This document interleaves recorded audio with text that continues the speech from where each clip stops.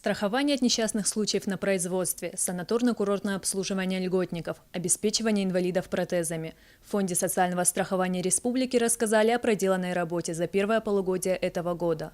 По словам руководителя отделения Залины Айларовой, региональный филиал в срок выполняет поставленные задачи. По 16 публичным обязательствам, которые возложены государством на нас, все своевременно льготники, все, которые люди обращаются к нам за той или другой услугой, они получают ответ своевременно. По техническим средствам реабилитации на сегодняшний день уже за первое полугодие мы получили около 7 тысяч заявлений. Все они рассмотрены своевременно. По родовым сертификатам мы выдали уже более 50 миллионов нашим учреждениям лечебным, которые в той или иной степени занимаются родами и родовспоможением.